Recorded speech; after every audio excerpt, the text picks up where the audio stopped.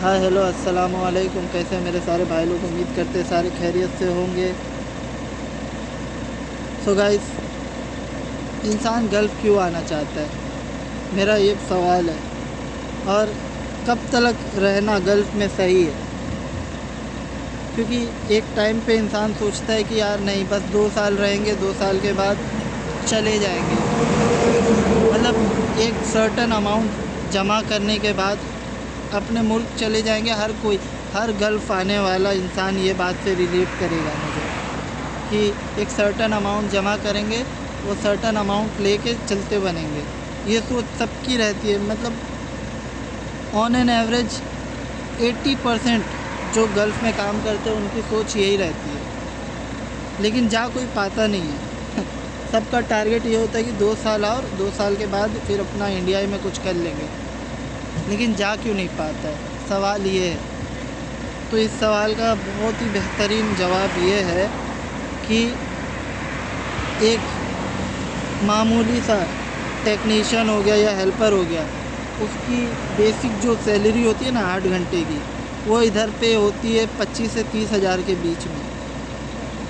जिसमें से वो चाहे 10 घंटा काम करे, 10 घंटे की उसको 25 से 30 गारंटीड मिलनी ही मिलनी है। जिसमें से कंपनी का खाना रहेगा, रहना कंपनी का रहेगा, अलग से एक्स्ट्रा टेंशन कुछ नहीं है। बस हाँ, ये थोड़ा सेक्रीफाइस करना पड़ता है कि अपने फैमिली से आपको दूर रहना पड़ता है। इसके अलावा आपको कोई टेंशन नहीं है, कोई कंपटीशन नहीं है। जैसे कि बीच में आप लोगों ने सुना होगा विजय मार्ट का, एक छोटा सा क्लर्क के लिए उसका वैकेंसी निकला था।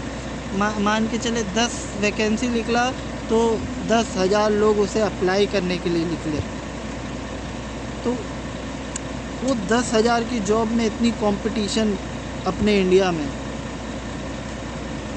सोचे। तो हाँ, मैं पॉइंट से भटक रहा हूँ। तो पॉइंट ये है कि आपको इतना इतना 25 से 30 हज़ार रुपया लेबर में मिलता है इधर। वही इंसान अगर 2 साल के बाद अपने मुल्क वापस जाता है, इंडिया या पाकिस्तान या बांग्लादेश कहीं पे भी जाता है, वो 10 घंटे की 30 हज़ार, वो भी हेल्पर को कौन देगा? कोई भी नहीं देगा। वो बंदा खुद नहीं कर पाएगा। वो एक टाइम तलक इंसान गल्फ़ में रहता है तो उसे मतलब फैमिली से दूर होने के कारण वो इमोशनल होकर ये बात बोलता है कि नहीं यार, इंडिया ही चले जाएंगे, 2 रुपया कम कमाएंगे लेकिन सुकून के साथ रहेंगे। भाई सुकून किधर रहेगा? नहीं है सुकून। रियलिटी यही है। अपने देशों में ऐसा सिस्टम है कि आप गवर्नमेंट से कुछ एक्सपेक्ट नहीं कर सकते, आप कुछ सवाल नहीं कर सकते। अंधे लूले लंगड़े जाहिल गवार हमारे देश के गद्दियों पे बैठे हुए हैं। जो हमारे वज़ीर आज़म हैं, जो हमारे प्राइम मिनिस्टर हैं, या जो भी हुकूमत में है, या जो भी अपोजिशन भी है, या रूलिंग पार्टी भी है, आप किसी से सवाल नहीं कर सकते हो कि आप उस देश के नागरिक हो के भी आपको दूसरे जगह पे कमाने जाना पड़ रहा है। और क्या करोगे आप? सवाल तो अगर ये सब में पड़े तो भाई आपके फैमिली है ना, भूखे नंगे रहने के लालच में आ जाएंगे।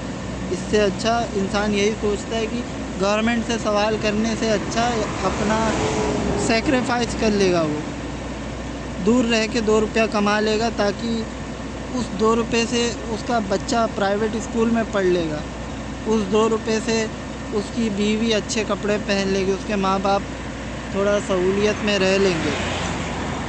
आप ये चीज़ इंडिया में रह के कर ही नहीं सकते। वो भी मिडिल क्लास फैमिली से बिलोंग करके, वो भी टेक्नीशियन फील्ड से होके नहीं कर सकते हो भाई, कितना भी कर लो। और दूसरी बात कि इधर का जो कल्चर है ना, कल्चर, मैं किसी एक स्पेसिफ़िक कंट्री की बात नहीं कर रहा हूँ, गल्फ़ की। मैं गल्फ़ में चाहे आप जिधर पे भी जाओ, इधर का जो वर्किंग कल्चर है ना, जो लिविंग लाइफस्टाइल है, इधर पे आपको ये है कि काम पे जाओ, काम से आओ, खाओ पियो सो जाओ। ना कोई फालतू की बकचोदियाँ इधर पे, ना किसी पे किसी तरीके की लोड है। कोई किसी को प्रेशराइज़ नहीं करता है, कोई मतलब जो है आप शांति से सुकून से काम कर रहे हो, ड्यूटी से रूम पे जा रहे हो, रूम पे जाके आप सो जा रहे हो। तो कौन सा इंसान ये सब छोड़ के वापस से इंडिया जाके 10,000 में गधा मजदूरी करेगा? मुझे तो नहीं लगता है कि कोई कर पाएगा। हाँ, इमोशनल हो के इंसान बोल देता है। मैं खुद एक वक्त तक ये सोचता था कि यार मैं अपने ज़िंदगी के इतने साल बर्बाद कर रहा हूँ इधर, लेकिन बाद में जब है ना सैलरी आती है ना, सैलरी, और मैं वो सैलरी अपने घर भेजता हूँ, या उस सैलरी से, उस पैसों से मेरे माँ बाप जब खुश होते हैं, मतलब यार मैं इंडिया में रह के मैं 30,000 कमाने के लिए बहुत स्ट्रगल कर रहा था, 20,000 कमाने के लिए बहुत स्ट्रगल कर रहा था। घर में एसी लगाने की तो बहुत बड़ी बात है, लेकिन आज मेरी माँ बोलती है कि मुझे घर में गर्मी लग रहा है, और मैं बिना सोचे समझे बोल देता हूँ कि ऐसा करिए एसी लगा लीजिए घर में। अगर ये बोलने का हिम्मत है ना मेरे अंदर, तो बस गल्फ़ के वजह से, इधर की नौकरी के वजह से।